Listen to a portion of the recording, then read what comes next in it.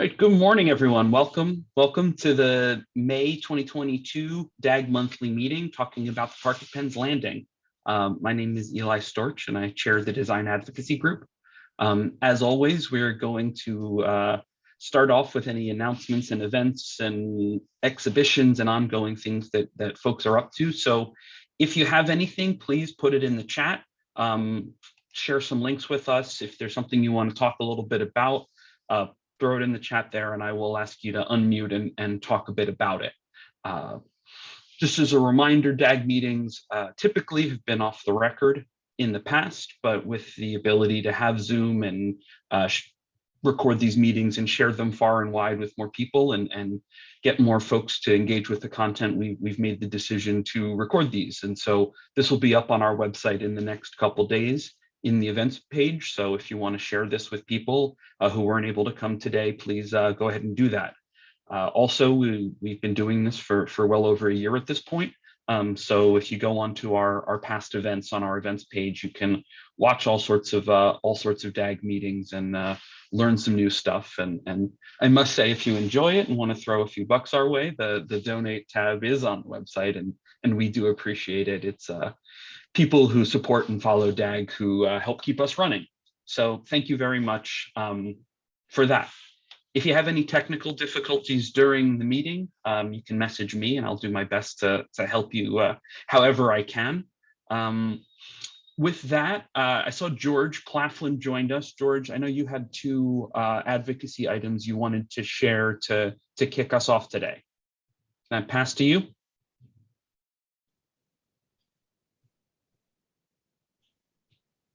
And you're muted if you're talking. Okay, can you give me just a couple of moments? I've got to load the files that I need to share. Yeah, sure thing. So with that, I'll talk a little bit about the DAG Streeteries Working Group. We've continued to meet and to work towards some streetery design guidelines. As folks who have been following this know, we're in a waiting game for regulations from the city. They were going to come out, and then they were going to come out, and then they were going to come out. But we have not yet seen them. So DAG has a post that's going to be going up early next week. It's going to be a letter to the mayor regarding where the regulations are and why the regulations are the way they are, and advocating for some caution in really laying down some heavy concrete regulations right at this point when our restaurant community is still in recovery mode and not necessarily ready for full bore final product public infrastructure in the shape of these streeteries. So we're continuing to work on that. We have two summer interns who are digging into a website design, getting us some design guidelines. So we'll be looking at those, and there'll be more to come on that. So we will keep that. We will keep you up to date on where that is. George, you ready to roll? I'm ready. You can hear me? I can hear you. Please share your screen and over to you. Okay, I'm ready to share the screen. Let me see. What do I have to do? I have to click something here. Share screen. Yep, that should do it. Oh, what a mess. All right. Okay, so are you seeing a screen of University City Townhomes now? The bottom of your screen. So there we go. Yes. Okay, good. Last fall, as it became clear that over the last summer of last year, the owners of University City Townhomes, which was built in the 80s, designed by Friday architects, Don Matzkin, a 70-unit project in University City, right at the edge of the urban renewal area that was devastated. The Black Bottom neighborhood was devastated in order to clear land for the University City Science Center in the 60s and 70s.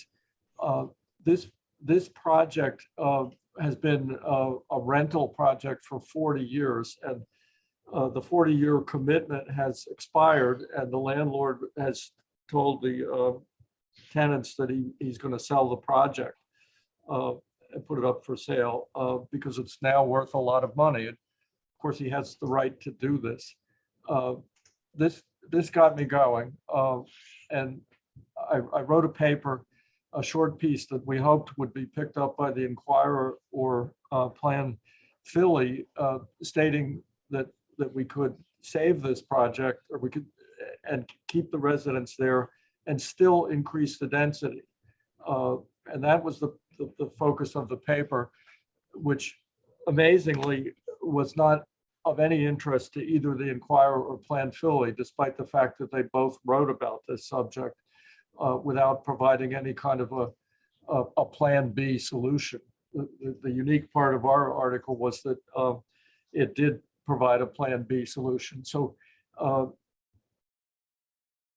and this was approved, this opinion piece is now up on the DAG website and was approved by the steering committee.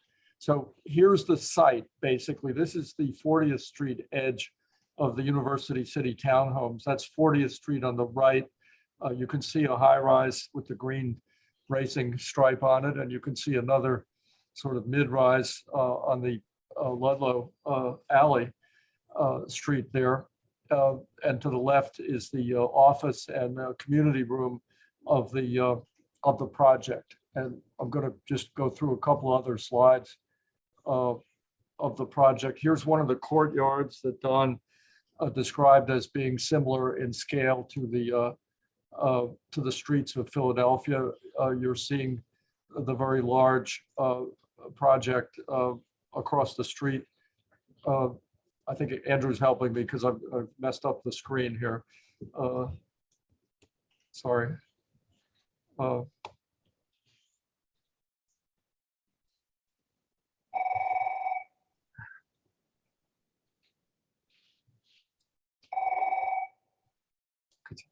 Because I've got to go to. Okay. All right. Here's one of the courtyards. And I'm sorry, I'm going to have to go. Here's another courtyard looking south. Are you able to see this? Yes, we are. Yeah, okay, good.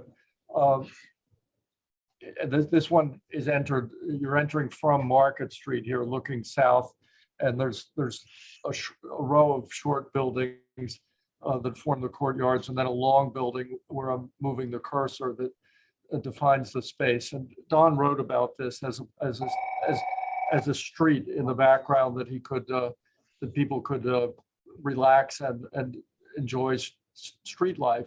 The project was created in a sense by John Gallery, who, when he was the head of the Office of Community Development, because the city was under tremendous pressure to place projects of this type in neighborhoods where they would not be concentrating poverty victims or poverty-stricken people, or they would not be increasing racial disparity. So this was a very important site, and he conducted, I believe, a limited competition that Friday Architects won. And the project has, some of the people who are living here have been there since it opened. So they've been there for 40 years. And their kids go to school nearby. And I'm going to give you one more here. This is you're seeing the screen now? Mm-hmm. Yep, okay. That's the 40th Street, the elevator to the 40th Street subway L station, and you're looking toward Center City there, and you can see the grade change down to the right. It's a good project. It won some awards, and well, we looked at it, and the key thing that's mentioned in the paper is, and this is an example of a DAG Plan B type project, where we've actually proposed the start of a design solution. The blue element here is a proposed new building on the site that you saw in the beginning in the cameo shot that could be built without losing one unit here. We're very aware that in showing this, many developers would want to build even higher or denser, but our point in the article was threefold. We wanted to support the council person who has tried to limit the zoning options for this site and has probably gotten herself into a lawsuit because of that. We want to get the institutional beneficiaries to take some action here. And we're not even sure they need to spend any money, but Penn and Drexel and the Science Center really are responsible for this mess. The way that the renewal of the Black Bottom was handled many years ago was really very, very bad. And this project was not recompense for that directly, but it's the only thing left. And for this to be erased also seems far beyond the pale. So what you see here with the blue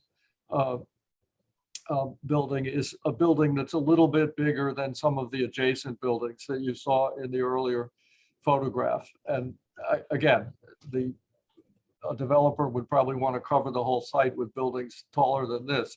But our point from an advocacy point of view is to start the conversation. This is a way that the density could be improved on this site or increased without a relocation of the residents. And there's another view that I'm going to go to now, the street view of the same the blue building, again as viewed from the street. And across the Market Street is of course the very large building that was built by the same architect that designed the Rittenhouse Claridge and the Philadelphian many years ago. I've talked to both John Gallery and Don Matzkin about this. Don is in favor of this. He had some concerns about the sculpture that you saw in the first photograph on the site, and we think that's perfectly salvageable and not at all in question. So we're simply trying to contribute to the many people and many organizations who are trying to advocate for stability for these residents who have had it for 40 years. At the same time, the property owner has rights, and we're not questioning those rights. We're just suggesting that maybe they could be exercised in a much more socially responsible way than they are now. That just by selling to the highest bidder for clearance is not the only real estate solution to this. So I urge you to read the article, which is posted on the DAG website, and to contribute to the discussion as you see fit. Thanks, George. Sorry, then I'll go on. Were you going to say a little bit on the ZBA? Sorry. Is that correct, George? Yeah, I was going to go on to the election and the ZBA. Great, thank you. Okay. Go for it.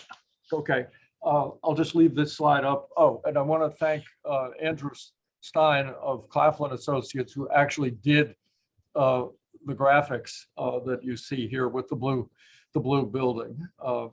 Andrew did a masterful job of creating these graphics.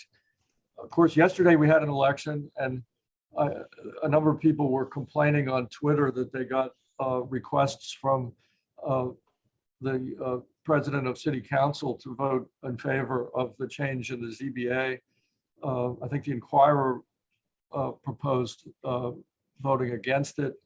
The change was voted in by more than a 2-to-1. I think it was close to a 3-to-1 majority. So it will be with us. And in the past, the members of the zoning board had no particular qualifications, and they were appointed at the pleasure of the mayor. And with a few exceptions, I'm not sure that particular scheme worked out very well.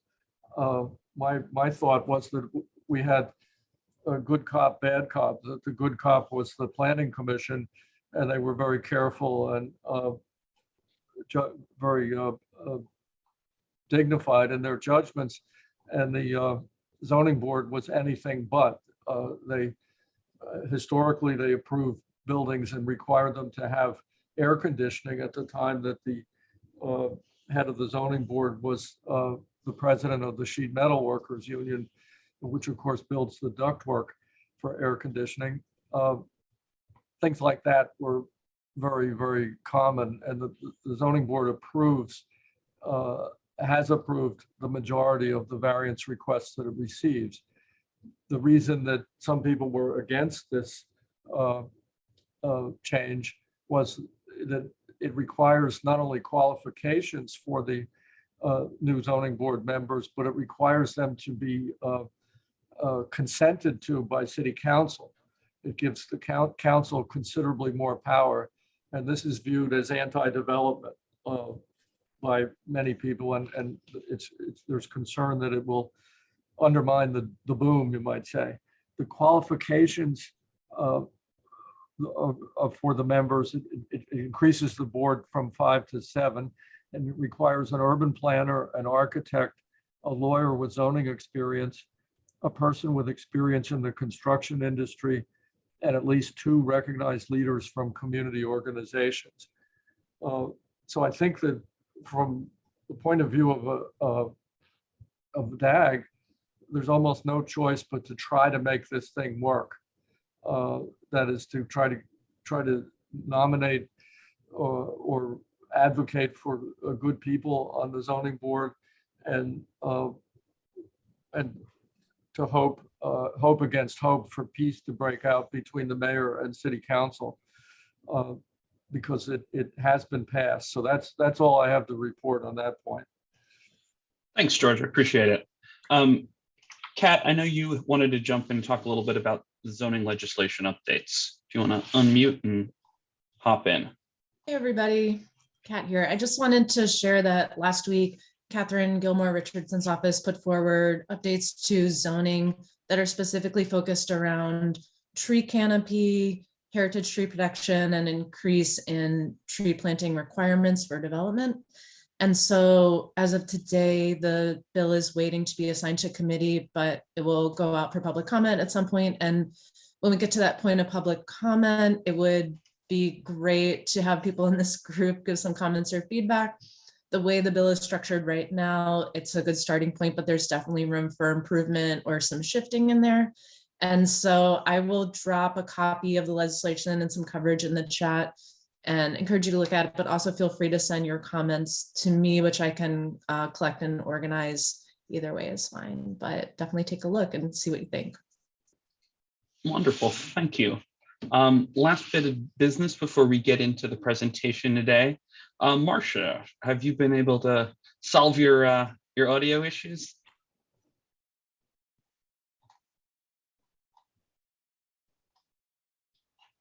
So not hearing Marcia, I will give the update, and the next 2 DAG monthly meetings are up on our website. They'll be Thursday, June 9th, 10 o'clock. We're going to be receiving an update on FDR Park.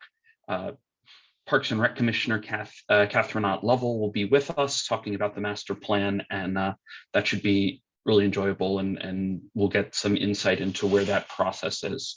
And then following month, Thursday, July 14th, Gregory Reeves of Mosaic Development Partners is going to be with DAG to discuss inclusive economic development and some of his insights related to investment in disenfranchised communities and housing affordability beyond the work that they're doing down at the Navy Yard. So those are both up. You can get your tickets, albeit free tickets, on there. So head to our website and you can pick those up. I'll drop those links in the chat as we get going. And with that, I'm excited to kick off our program. There will be a Q&A at the end of the session. So as you have thoughts and questions and comments, please put them in the chat. And I will introduce DAG Steering Committee member Julie D'Onofrio to get us started. Julie. Thanks, Eli, and hello, everybody today. Again, my name is Julie D'Onofrio. I'm the Managing Director of Penn Praxis. We have been Penn Praxis has been working along the Central Delaware for many, many years, and most recently worked with today's presenters on some of the public engagement around the future park at Penn's Landing. So really nice to see our colleagues here this morning, and I'm honored to make the introductions. So our first presenter is Lizzie Woods, who is the Vice President for Planning and Capital Programs at the Delaware River Waterfront Corporation. In her role, Lizzie manages a diverse portfolio of projects meant to spur the transformation of the Delaware River waterfront into a dynamic and vibrant destination. She oversees the implementation of the master plan for the Central Delaware, including the design and construction of new parks, trails, and streetscape improvements, as well as the strategy and coordination of waterfront-wide planning and policy initiatives. Her major projects have included the park at Penn's Landing, the Penn's Landing development, the Delaware River Trail, and Cherry Street Pier. Also this morning, we are joined by Margaret Jones, who is President and CEO of Hargreaves Jones. She has been leading the firm, leading the firm's offices in New York City, San Francisco, and Cambridge, and brings over 30 years of experience demonstrating the power of investing in the public realm to transform cities, institutions, and communities. Margaret's work with Hargreaves has been recognized nationally and internationally, including the prestigious Cooper Hewitt National Design Award and the Rosa Barbara International Landscape Prize. She is a fellow of the American Society of Landscape Architects, fellow of the American Academy in Rome, fellow of the Urban Design Forum in New York, and senior fellow of Design Futures Council. And finally, we are joined by Richard Maimone, partner of KieranTimberlake, an award-winning architecture firm recognized for its environmental ethos, research expertise, and an innovative design and planning.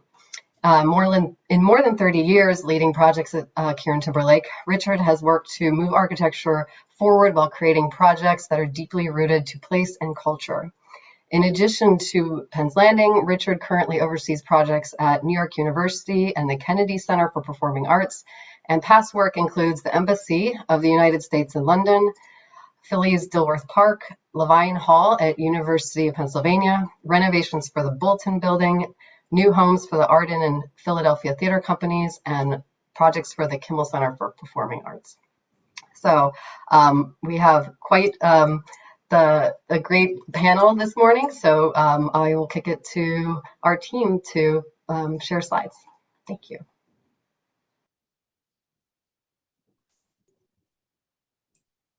Thank you so much, Julie. And thank you to DAG for having us here this morning. Very excited to share the status of the park at Penn's Landing. As Julie said, I'm Lizzie Woods with DRWC. I'm going to assume most of you are familiar with us, but just a little bit of background there. DRWC is a 501c3 nonprofit organization organized by the city to transform the Central Delaware. It follows the master plan for the Central Delaware, which was a citizen-led effort to envision a new future for the city's waterfront. The Penn's Landing project is obviously the major investment in the central part of the waterfront, and it is the culmination of decades of planning. I know that many of you in DAG have been active advocates in this realm for these number of years. But as context, you know, the original ideas were sort of formulated in the early 2000s through the civic vision for the Central Delaware that was done by Penn Praxis. Then when our organization was formed in 2009, we undertook the master plan.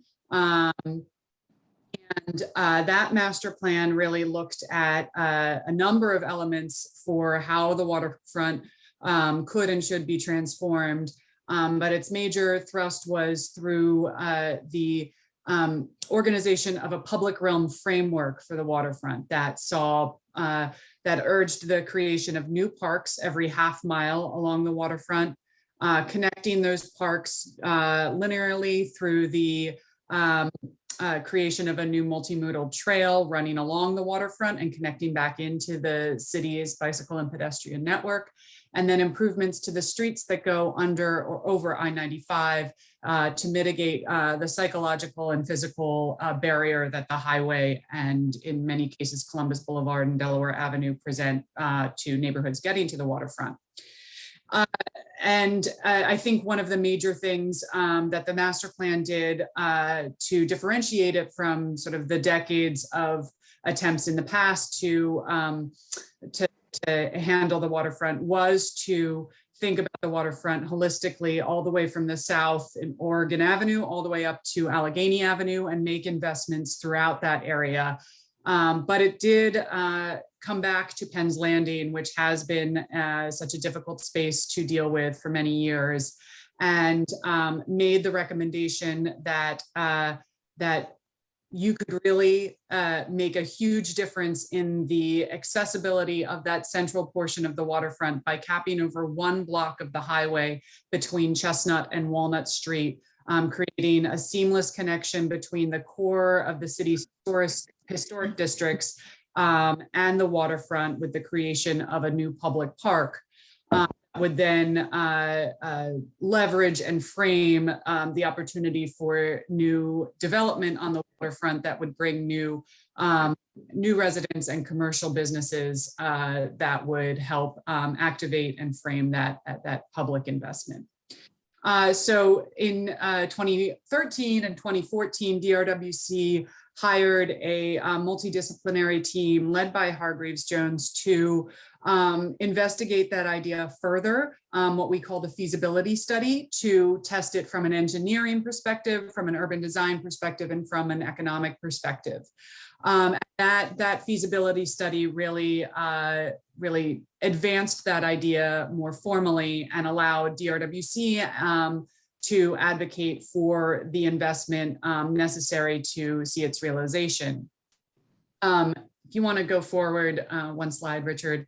The idea there, as I said, was to make that connection at the Chestnut to Walnut Street block, while with a major investment in public infrastructure there, reconnecting the city down to the water with a new public space there, but also making connections both visually and physically where possible back into the street grid on the other side of I-95.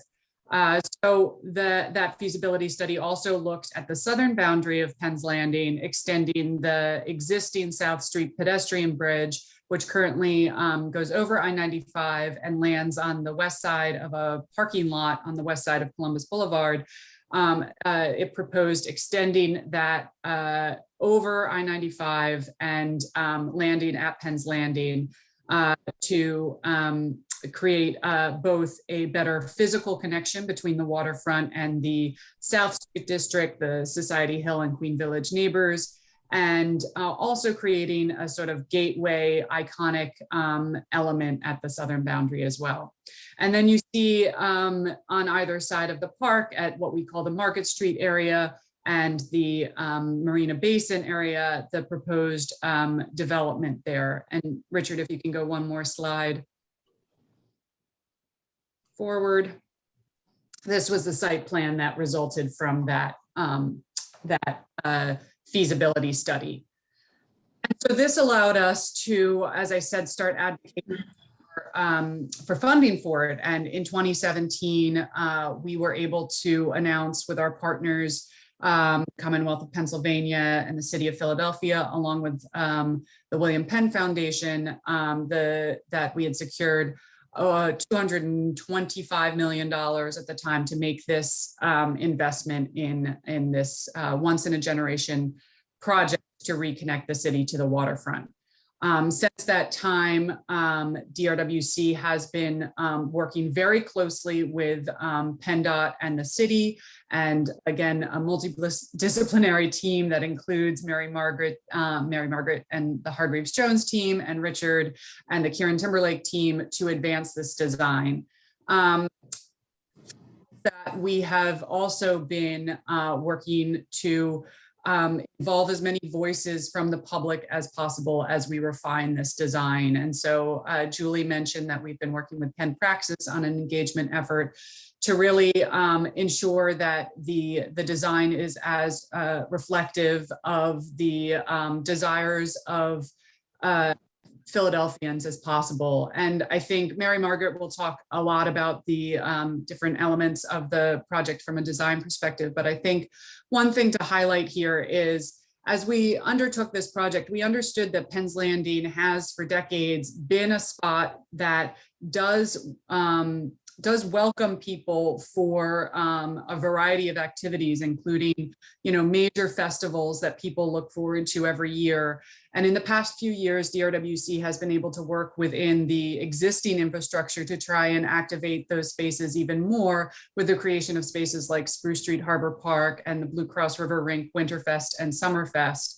To create spaces that even in a parking lot can be welcoming and inclusive. And I think a lot of our engagement has looked to capitalize on that, the successes of those spaces, to see how we can create permanent public spaces that still feel welcoming, inclusive, warm and welcoming and flexible above all else, so that people can use them in the variety of ways that they want. So I think with that, I'm going to turn it over to Mary Margaret to talk a little bit more about the project in detail. Great, thank you, Lizzie. I love seeing the history because it reminds me of how far we've come, so that it helps me feel okay about how far we still have to go. But these major milestones are being reached every month. To create what you see here in this list: connectivity, as Lizzie described, a world-class waterfront park, a place that's inclusive and welcoming for a variety of users, and an environment that's not only ecologically rich, but provides shade and comfortable spaces for people. A wide variety of programming, I'll talk about that a little bit more. And then of course, resiliency, because we are on a water body that is changing. Okay, next. So this was our biggest challenge when we started. You can see by these elevations that one of the issues was you couldn't see the river from Front Street or from the city, especially at Walnut. Now, part of the problem at Walnut Street, we can't totally solve. You see that +8, that is the rail line corridor easement, if you will, on Columbus, that requires a certain amount of clearance in case they ever want to put trains back there. But we can do better than what you see here. And at Chestnut, we actually can do much better, so that at Chestnut, you can see the river even from Front Street, or as you enter the park from Front Street. And you can see, of course, the river elevation down at 9. Okay, next. So this shows you then what's on structure and what's on fill. And then the yellow, of course, is the existing Irish and Scottish memorials that are already on structure, which will be rebuilt as part of this project. But you can see the spans, you can see the distance we're talking about. The whole park is 12 acres. And you get a sense of the fact that it's not a completely level topography below us. So the cap structure itself is not completely one tilted plane. It is a warped plane to, slightly, you won't perceive it. But in terms of engineering, it makes everything all the trickier and more precise. Okay, next. So this gives you a sense of what's on structure and what's on fill, and then what's over piers. So that blue dashed line, everything to the east of that is over water and on piers. So that's another set of challenges that we're dealing with. But you see in the structure, those red lines, the red lines indicate a trough system. And I think the next slide, I hope, shows that system. Yes. So we worked closely with the engineers throughout this process, both in the feasibility study and since working with Pannoni through PennDOT, to develop a structural system that is a waffle-like system where there are troughs, and in those troughs is dirt deep enough for trees as well as utilities, so that we could have a structural system. The sandwich could be as as narrow as possible or as least deep as possible to help achieve that seamless connection from the city to the river and help achieve those views from the city to the river by squishing this sand sandwich, by integrating landscape and structure, instead of having a structure with 4 feet of soil on top, which would have been a much deeper structure. So this was a great collaboration with engineers and PennDOT. Next. So we also at that time began to adjust the design as we moved from feasibility study to actual design and began working with Richard and KieranTimberlake. We looked at, you saw that early feasibility study plan, and that's what's on the far left. And you can see how the building, the Pavilion building, was parallel to Front Street. We came to the conclusion that that really needed to turn perpendicular to Front Street to create the sense of connectivity and views through. Also, we came to the conclusion in the far right that the skate pavilion needed to be where you see that blue rectangle that says skate is, because that is the flattest part of the structure. So in a way, we're working with the tectonics of the structure to help inform the design, and we're working with the urban design forces to help us find the right array of elements across the site. Okay, next. So this is where we are today. So I'll start with that ice rink, and you can see it has dimensions on it because we were always very, very closely following, matching the pretty much matching the existing ice rink. And of course, that's ice rink in the winter, but it's roller rink in the summer. It's movies, it's learn to ballroom dance, it's festivals, it's many, many different uses. Next to that, you see the pavilion and the cafe, and Richard will talk about those in greater detail. Next to that, in the center, you see the Pavilion Plaza and the Water Plaza, the interactive water feature plaza. And both the cafe and the Water Plaza are at the edge of that tilt down to the river. So they emerge off the crest of that tilt and become like prows of a ship toward the river.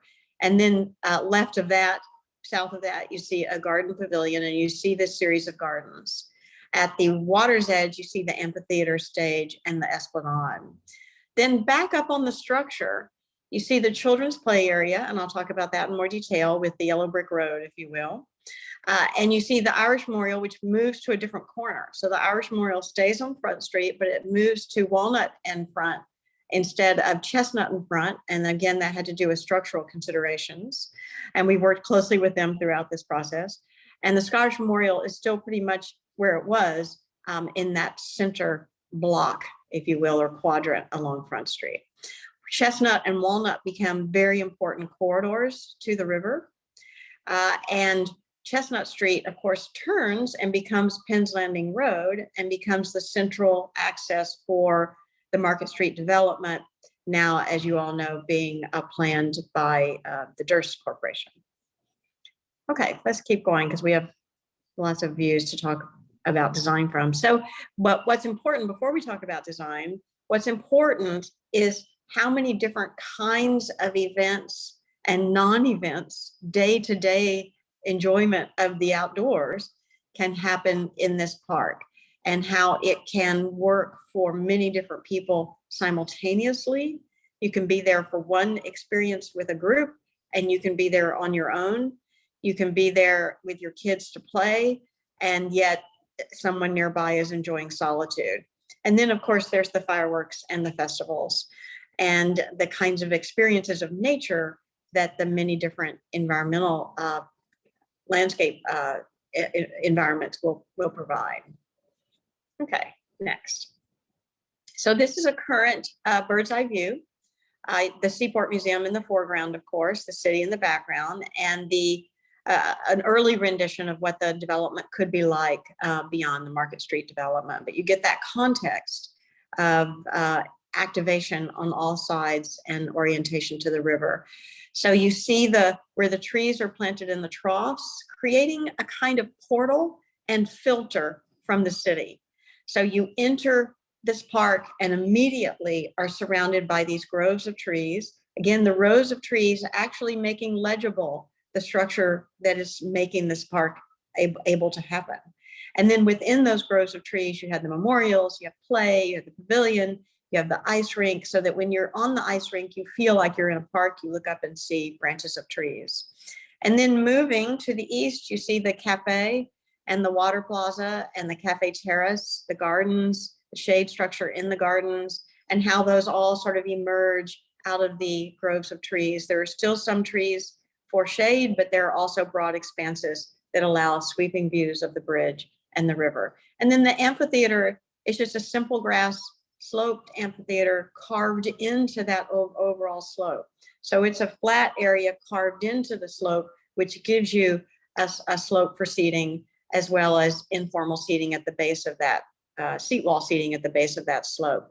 That also provides stormwater or storm surge capacity holding, so that as water rises up over the promenade, which it will, it can infill that crescent-shaped amphitheater area, and we expand our capacity to hold storm surge on the site.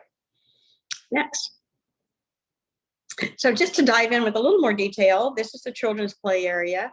And again, the trees are following the rhythm of the trough below, but there are punctures within that tree grove to allow light and features like towers and climbing features to emerge up through the trees. So the theme of this play area is very specific to this site, very specific to Pennsylvania, Philadelphia, and the kinds of creatures that would be in the woodlands of this region.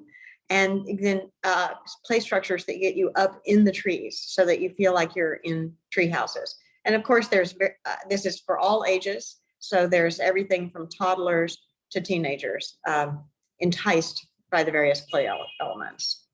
Next. So you see this view, you see in the context of the city, the kind of yellow brick road through the safety surface, with the safety surface is both wood chip and artificial turf in a few discrete areas. And then here's the spider, and you see in the background the fort towers that get you up and give you views out, and various places to sit, to watch your kids, and for kids to run up and down. Next. Now you're in the garden, so we proceeded more toward the river, and we're looking back up. The play structure, you can see through the trees on the left, you can see that tower, that climbing structure in the play area. And you see the interactive fountain, and you see the garden shade pavilion and the cafe and pavilion beyond. But this really features the kinds of places we wanted to create within the garden. So one thing the public really encouraged us to do was create spaces for teenagers to hang out, and for small groups as well as large groups. So these niches, there's a series of these in the gardens with these preformed concrete, very fluid benches in framing these places to hang out within the gardens. Next. And of course, the Winterfest, the crowning sort of moment of the season for Penn's Landing Park. And we wanted to keep the funkiness. People were like, don't lose the funkiness. We like the funkiness. So there's still some of the funk, even though there's, a new state-of-the-art building and a park that is designed so that the coils and the systems for the ice rink are in place year-round. So all that has to come in and out for the winter season are the chillers and, of course, the Zamboni. But otherwise, the infrastructure is there for the ice rink each winter. And then next shows a summer evening or a fall evening of a festival with something happening on the stage and booths and carts and people enjoying a beautiful warm evening. Next. The memorials are still accommodated, and you see here on the right foreground the Irish Memorial. And you can see again the play features just beyond that, the two climbing towers. And then next to the Irish Memorial, the Scottish Memorial. You can imagine that Irish Memorial sculpture is exceedingly heavy. So it is located exactly on the structure where it can be supported. And you see the planting is themed in the Irish Memorial. There's an Irish themed planting and a Pennsylvania Piedmont themed planting. And we're working with the original designers for the Irish Memorial to accommodate the various features that exist in their current location. Next. The interactive fountain, now we're showing you some of the things that are sort of more detailed studies. The interactive fountain has large jets and smaller jets that progress toward the river on a very slightly tilted plaza that has sort of infinity edge toward the river. Next. And this is, of course, a delicate balance of height and wind and creating direction, and then having that water cascade toward the river at the east end of the fountain. And you can see there are structures through which sort of stainless steel sheaths through which the taller jets emerge, out of which the taller jets emerge. And that's to get those taller jets, which have more velocity, out of eye's reach so that people can't stick their face in it and put their eyes out. And you can begin to see the pavilion in the background, which again, Richard will talk about in more detail, the pavilion in the cafe. Next. The tree groves and the trees on the site, you can see how they're arrayed. Again, the tree groves creating this kind of portal or filter from the city. So you emerge into a different environment and then emerge out of that environment with the awesome views of the river. Next. And each of those groves is different themed trees, not all the same species. So we get a mix, or not all the same varieties, but all of the first grove being oak, the middle grove being red maples, and then the northernmost grove being ginkgos to give us that amazing color in the fall. Next. And then as you tilt down to the river, some trees in the gardens for shade and to create various places to hang out. And many of them flowering trees. Next, and in the gardens, coming up with themes, shade gardens, river grass gardens, meadow gardens, bird and butterfly gardens. We're really focusing on pollinators and having different kinds of gardens. We're learning all kinds of things about the colors bees prefer, for instance, and the colors hummingbirds prefer. It's very fascinating, but we're trying to create a whole system of gardens that will support a whole host of habitats, as well as be beautiful. Next. And lighting on the site. Lots of different kinds of lighting. Again, dark sky being important. So always keeping in mind the environmental impact of the park, but at the same time, making it a place that's safe. Let's go ahead and go, Richard, because I think it zooms in on the top half. So the children's play, you can see right off the bat that it's a more whimsical arrangement of overhead catenary lights over the skating rink as well, but more architectural. The yellow globes are sort of like fireflies, we hope, in the trees throughout the groves of trees, and then lower level lighting along the pathways and more traditional lighting along the grid of pathways. Next. So here you see a lot of those lower level lights through the gardens. You see step lights in the seats or in the steps that terrace toward the river. And then the pink ones are high mast lights. So we don't have very many poles and they're way above your head, and they're able to be directed toward the stage, for instance, so that you get an overall cast of lighting. And then finally, along the river, lights that are also wind turbines, so that we are collecting and storing and using energy to at least power these lights along the riverfront, and hopefully more than that. And then you see lights that are below those seat walls in the gardens, sort of tracing those shapes in the gardens. Next. We've designed the park to be set up for all kinds of tents. This shows you the number of tents you can get, up to 180, and arrayed in various ways. Next. And the number of people you can get at either 12 square foot per person or 8 square foot per person. So different kinds of densities for different kinds of events, but you can see you can get easily 10,000 people. And then how the skating rink works, where the chillers go, where the Zamboni stays, where the skaters buy their tickets, and where they get their skates and how they enter the rink. Next. And with that, I'll give you with this beautiful twilight view looking from the gardens up toward the cafe and pavilion and the interactive fountain, and turn it over to Richard. Thanks, Margaret, and thanks to all of you for joining us today. Great to be here. The idea about these buildings in the park, the cafe in the foreground, the pavilion behind it, a breezeway through, which I'll show in detail coming forward, very much about integrating with the ideas of the park that Lizzie spoke about, the big ideas and the public demand, and Mary Margaret in terms of the landscape and site strategy, very much supporting that, creating an amenity in the park which serves the many visitors and the diverse uses throughout the year, but at the same time creating a place that's iconic, a destination as well, and memorable. We'll talk about all those themes going forward. So, on our mind, in addition to the broad goals of the park project, goals are specific to the pavilion and cafe. Timeless, a building that doesn't necessarily speak of 2026 when it opens, but is going to have a durable aesthetic, one that speaks to the landscape, to the site, and seems very much civic, memorable, a place that is a crossroads, a place of destination in the park, a place of event, a place where people will meet. And all of those ingredients that you can read here are coming together along with sustainability to create something very unique, very specific to Penn's Landing, and very specific to Philadelphia.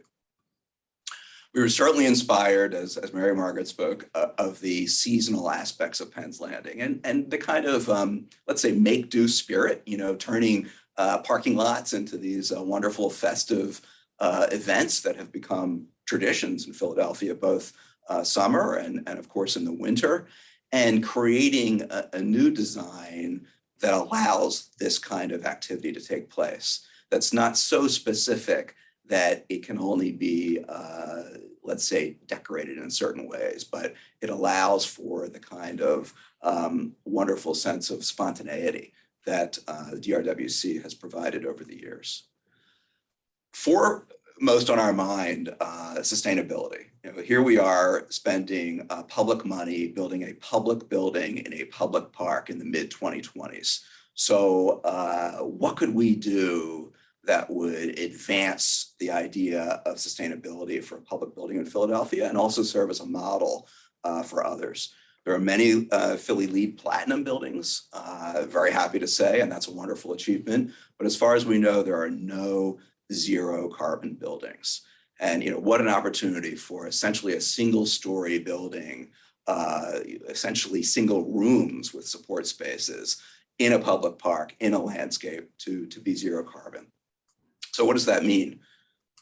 It means the operational carbon, that's the energy to heat, cool, and power the building, to reduce that as much as possible and offset it with renewables. And the embodied carbon, that's the carbon that's released through the manufacturing and transportation of building materials, together creating a net zero carbon building. So that led us to wood as the primary building component. Of course, wood has the warmth and familiarity that we associate with pavilions and being outside and parks in general, but also has incredible capability for environmental responsibility compared to the conventions of steel and concrete. It's a renewable resource. It helps us in many ways as we look toward a zero carbon building. As well, there are examples throughout the world of buildings using wood structure and wood infill materials in public park precedents. The lower row in the center is actually a park on the south side of Chicago with a building that's largely wood. And you can see in the other views that quality of space and warmth and color that can be achieved through wood that we believe will even further integrate the design of the building with the landscape and with the grove of trees immediately adjacent. So looking at it in site plan here, you can see the cafe toward the bottom, toward the river, that's east facing, positioned for seating to face the view of the river, a view of the Benjamin Franklin Bridge, a breezeway between it and the pavilion, its major space opening both to that breezeway, and we'll look at these in detail in just a moment, and to your right, to the north, plaza, which acts as the skating location in the winter, so supporting skating, and to the left, the Pavilion Plaza and Water Plaza. That set of uses and adjacencies offers the opportunity for great transparency by the river and in the mixed or multi-use space, but desire or need for opacity for public restrooms and support spaces. And yet at the same time, architecturally, we want to create that sense of pavilion, which to us means a similar, in fact, consistent envelope throughout the project. So in working hard to design this building to fit the landscape, fit the programmatic needs, look toward net zero carbon, we developed a strategy for the facade, incorporating the wood materials, glazing, opaque panels where needed, that is consistent across the pavilion. Transparency where needed and required, opacity in filled wood panels, heavily insulated, a deep brim of a roof and fairly deep vertical fins, all creating shade to the interior and reducing glare on the inside. So that essentially simple, deceptively simple, I guess I should say, system then applied throughout the pavilion and the cafe. And we think offering a very rich experience architecturally. We'll see that in just a moment. Plan-wise, now north is up, the river is to your right, to the east. Starting with the cafe to your right, the idea of maximizing the public seating area, the open space, the flexible space, minimizing food service. And we're able to do that by, you'll see this section drawing in a couple moments, putting the majority of the food service below grade, taking advantage of that space in the fill below the cafe. Whereas the pavilion to your left is actually sitting on the bridge. So between the two, this breezeway, we see that as a transition from the north and south side of the park, a meeting place, as I mentioned, a place for concerts and events, and adjacent to it is that flexible event space, serving skating in the winter, multiple events throughout the spring, summer, and fall, available, of course, for private events as well that will help support through revenue at the park. Adjacent to it, support spaces for the park, and all the way to the left, public restrooms. So really high quality public restrooms that serve the park. And then adjacent to that is the seasonal rink equipment that Mary Margaret mentioned.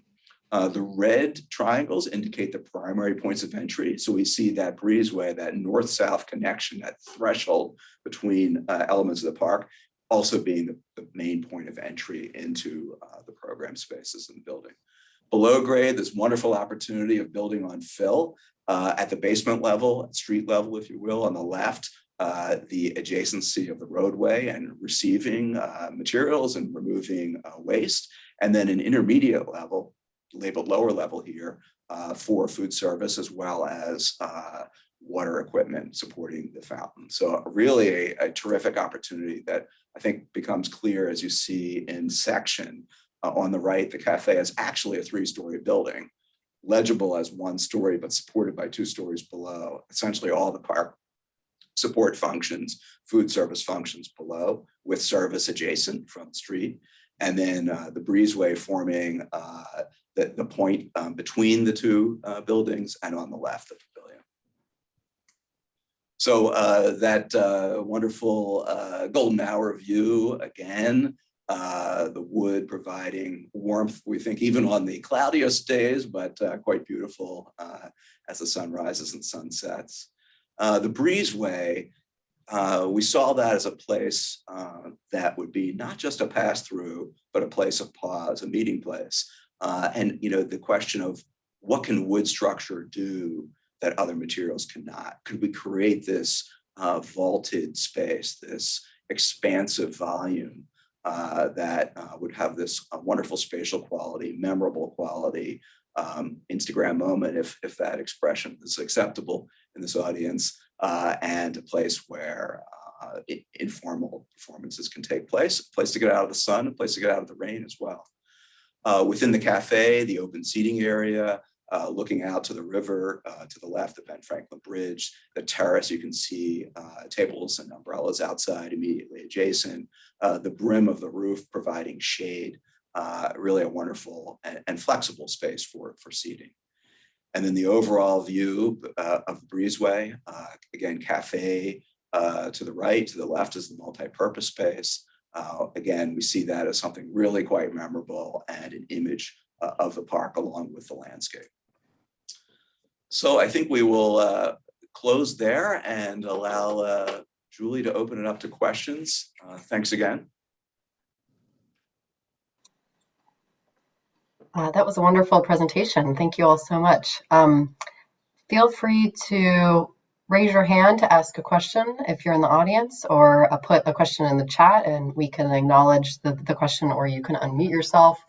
And there is a question already from Amy about the art installation. I'm not sure if the team is able to speak to that or its location.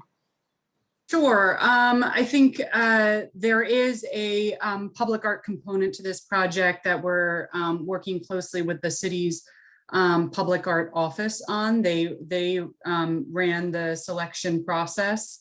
I think I might get in trouble. I don't know. It's been unclear to me how public this is, but I'll just say there was a selection made. It's a duo, a local partnership of Sharon Hayes and Michelle Lopez. Their artwork will be in the amphitheater and is dealing with the seat wall that runs along that amphitheater. More information on that will be forthcoming. We know there was a lot of interest in that when we ran the selection process. We're very excited to have them on board and think that they are working very nicely with our designers and the engineers to make sure it all works. But I know that they will be ready to share some information on that more publicly soon. Great, thanks, Lizzie. I have a few questions, but I definitely don't want to take away from the audience if there are any, so feel free to speak up or put your question in the chat. Is from Bob, is there funding in place, and what events would use this space in the summer, winter, while construction is ongoing, and then what is the completion date for construction? Yeah, I'll take that. The funding for the project is in place, that it will be done in 2 contracts. So a very large contract that will be managed by PennDOT to build the structure, build everything over the highway and Columbus Boulevard, put the retaining walls and abutment walls in, put the fill in, and then DRWC will be managing a smaller contract to install a lot of what we're calling the topside improvements. So the funding is in place for the project. We are always looking for more funding to add in things that maybe got removed because of the having to meet a budget. But the project will go forward. What was the other project about? How we're going to accommodate programming while the project is under construction? Great question. We're in the midst of planning that out now, thinking about how we use the existing spaces that we have, including spaces like Cherry Street Pier and Race Street Pier, Spruce Street Harbor Park, and some of the places to the south to accommodate some of the programs that people have come to love on the waterfront, both summer and winter programs. So we're hoping that there is as little interruption to those as possible over the course of construction. Was there a third question there, Julie? The completion date? Oh yeah, late 2026 is what PennDOT is currently saying. Great, thanks. And while we still have you, Lizzie, George's question might be another one for you about seeing the provision for, or the clearance for light rail in some of the sections. Is there any more, anything to say more about transportation plans? Yeah, Yeah, so I would not necessarily qualify that as clearance for light rail. There is an existing rail bed there that is owned by the Beltline, and they have certain provisions for it for the need for rail if they ever, that's freight rail, not passenger rail. There were plans or studies very a while ago on the potential of light rail on Delaware Avenue. I think that those ran into issues with right of way and the railroad's current use of that. DRWC is very interested in improving transit to the waterfront in general and specifically to this project. And a lot of that has to do in DRWC's purview with making clearer the connections that already exist. So in a lot of cases, there is good transit to the waterfront, between, and specifically to this park, between the MFL station at 2nd Street and the multiple high frequency bus routes that serve. There's actually a fairly good transit currently. It's just not very well signed, and the wayfinding is very confusing. So we think on the sort of in the permanent condition, this connection will do a lot to help mitigate that, because it'll make clearer the grade change between Front Street and the river. Will create a more clear connection there. But we are working with SEPTA to increase, if possible, frequencies of bus routes that go on Delaware Avenue to improve the experience of alighting and departing on transit at the waterfront, and being mindful that long-term, better permanent transit infrastructure is necessary for the kind of development on the waterfront that we want to see long-term. Thanks, Lizzie. Maybe I'll have a few questions for Mary Margaret. There was a question about if there are lessons learned from the Love Park project that you're applying to this particular project. And then the question about how the south side of the park, where it meets the Seaport Museum, what that interface will look like. Okay, starting with the first one, I could write a book. I think Richard could help me write the book on lessons learned from Love Park, but I'll try and highlight 3, because of course that was a partnership with KieranTimberlake as well. I think that the fact that the operator for the Welcome Center to be a cafe has still not come to fruition, and the restoration of the Welcome Center as a very active and important participant in that park is a tragedy. And that was just never fully worked out. So that, I think this is not going to happen. DRWC is all over the need to have a cafe system operator, market, all of that worked out ahead of time. I say the other lesson learned is a good thing for all of us on Penn's Landing to pay attention to, because one of the problems on Love Park was that there were 2 contractors. And so a lot fell between the 2 contractors, and there was a lot of finger pointing, and a lot of things did not get built properly. And that's kind of a heartbreak. And I would say the third was the city was insistent that they wanted to host Christmas Village before the park was finished. And that made a lot of issues. I will say that there are people there loving it, and there are parts of it that are very active. Oh, I would also say we had a political leadership that very much wanted a tall jet of water, but did not want a pool of water. And that resulted in a large paved area. And we had programmers who wanted to host lots and lots of events and wanted large paved areas to host those events.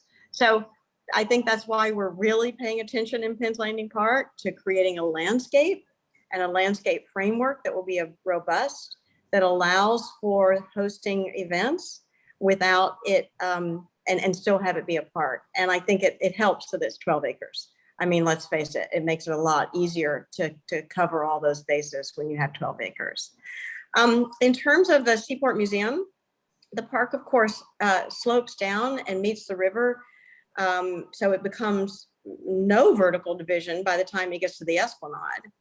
But it does become somewhat of a vertical edge adjacent to the Seaport Museum at the Seaport Museum's west edge, if you will.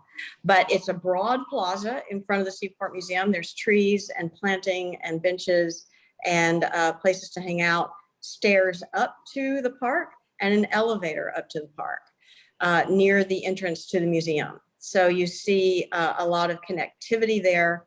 And I think one of our views looks towards the museum, one of our very, very early museums. Sorry, Richard, you probably can't go far. But yeah, this gives you a sense of that landscape edge and the plaza in front of the museum. Great, thanks so much.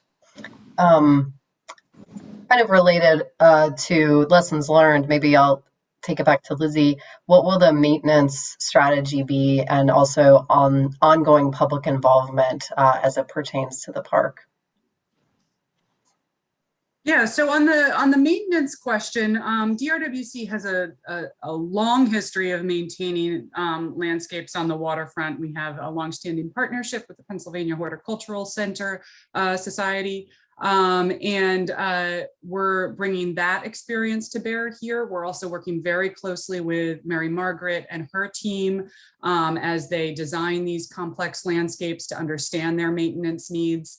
I think Mary Margaret, we're also looking at sort of precedents of other parks that have these kinds of investments and how we can ensure that they have the longevity and look as good, 5 years down the road, 10 years, 20 years down the road as they do when we open them.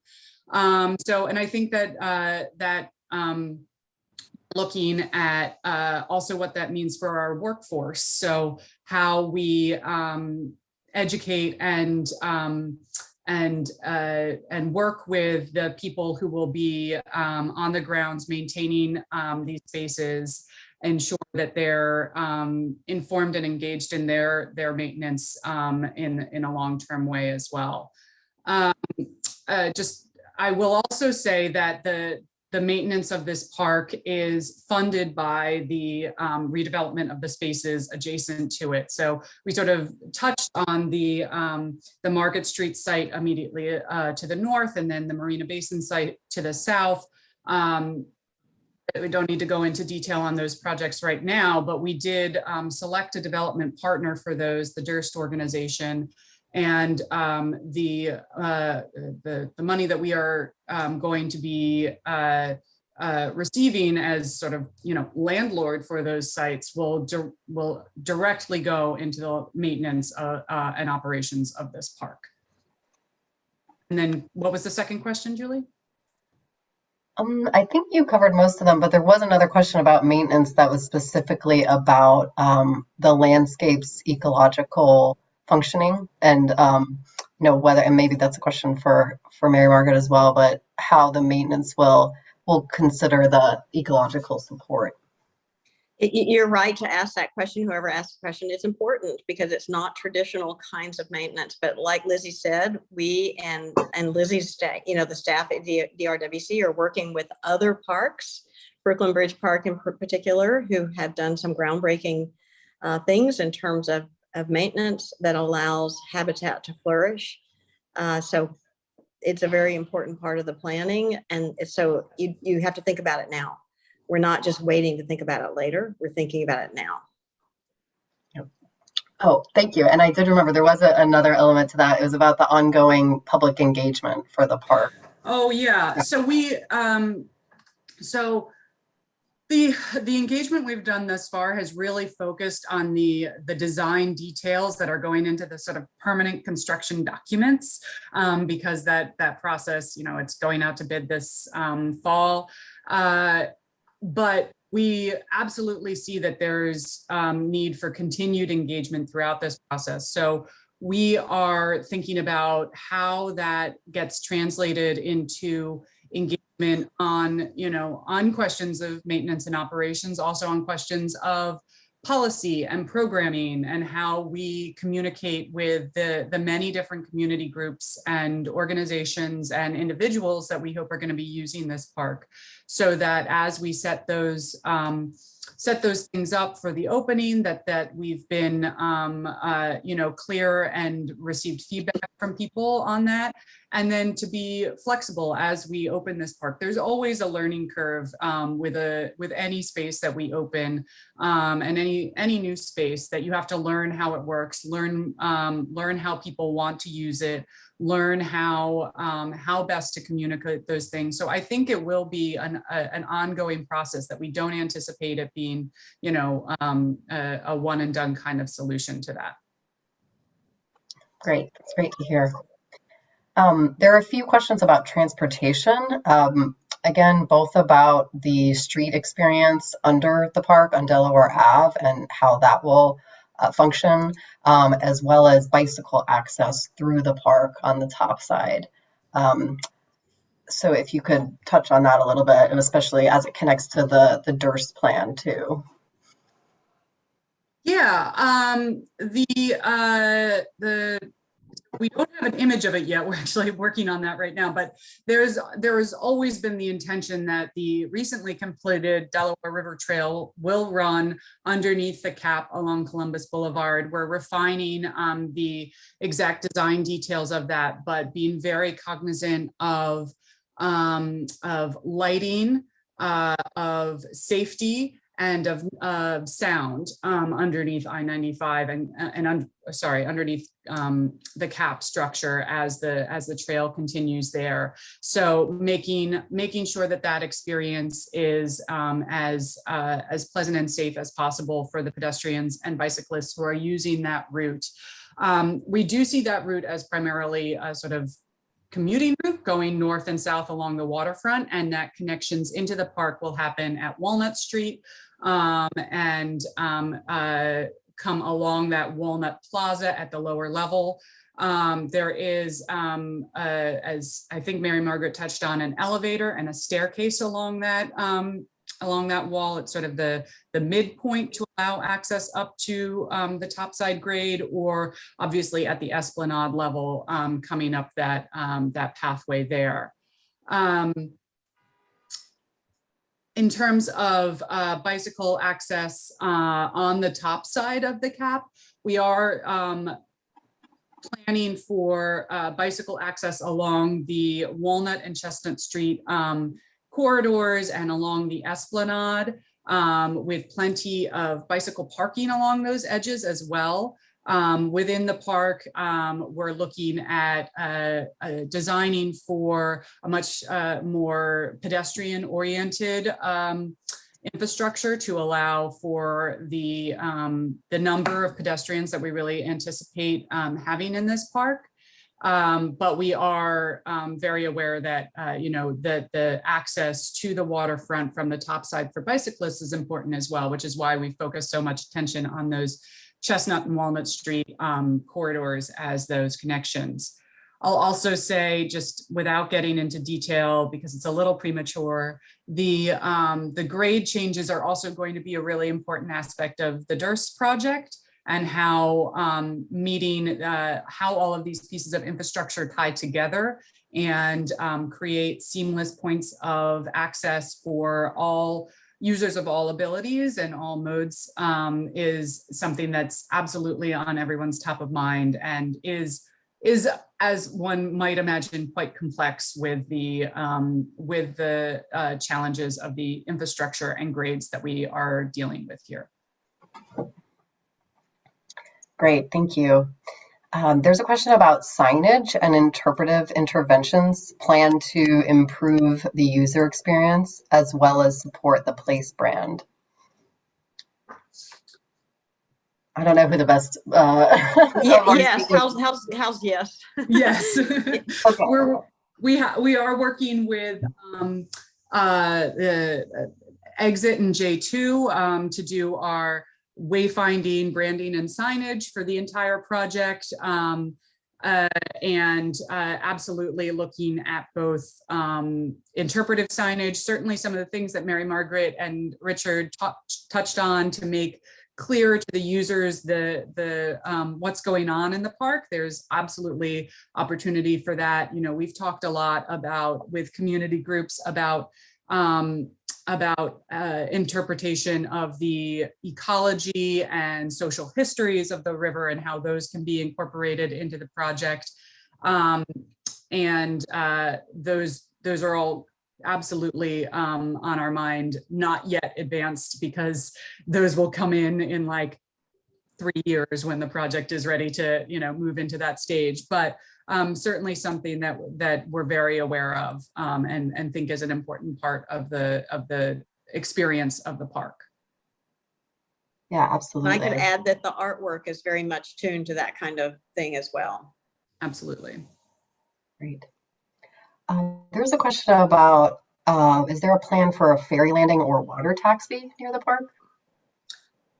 Yes, there's an existing ferry landing that will be shown in this image, but basically right at that terminus of the Walnut Plaza is where the ferry is and will remain as a connection. There's also a water taxi stop in the Marina Basin and another one up at Market Street.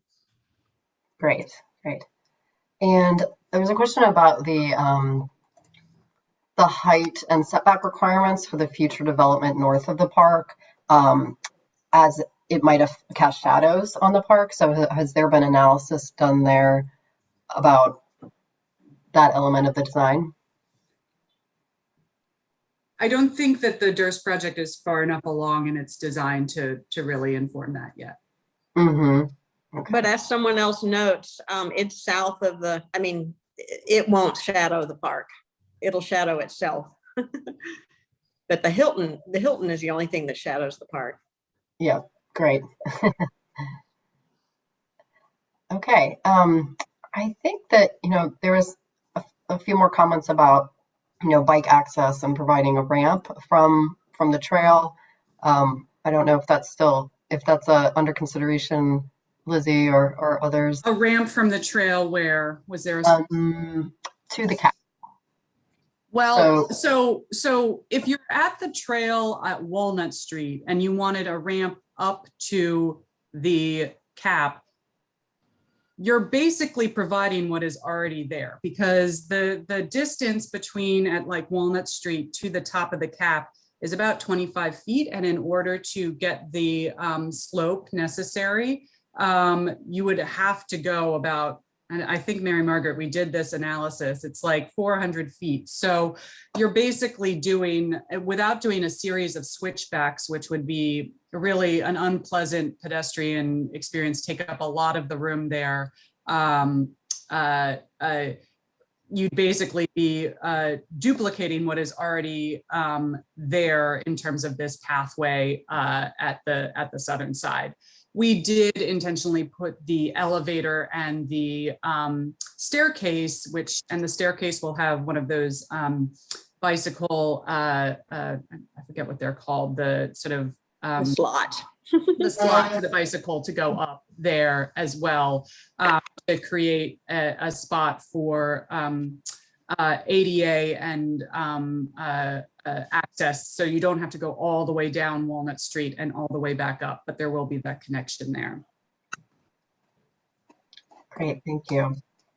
I think we have time for one or two more questions, but is the cap designed for future north-south extensions over 95? So I think that means widening it as it passes over. Has that been a discussion? Not in any detail, except to say it does not preclude any future capping of I-95 to the north or the south. That was always definitely something that we wanted to ensure. Great. And there was one question earlier that I don't think we got to about, just to clarify, when the construction is completed, will the top side also be completed in 2026? Oh, yes, sorry, the whole thing, yes. Okay, great. So I think that covers it, unless there's, I know that we have to wrap up by 11:30, but if anyone has any last burning questions, feel free to put it in the chat. But I think otherwise, Eli, Marcia, is there anything that you would like to say in closing? Just wanted to say thank you. We if folks want to turn their video on, and we tend to do a quiet virtual round of applause for our wonderful presenters. It was a lot of information, and it is an extremely exciting project. So thank you for joining us. And as things progress, we will continue to bother you and ask questions, and hopefully you'll come back with more interesting stuff to share with us. So other than that, I'm going to drop right now the next DAG meeting into the chat. So if you want to sign up for that and join us in a month or so on June 9th. Thank you for being here. Thank you for sharing, and everyone have a wonderful day. Thank you. Thanks for the opportunity. Thank you all. Thanks so much. It was great to hear about Thank the you very project. much. Great. You're welcome. See Bye. you all. Bye.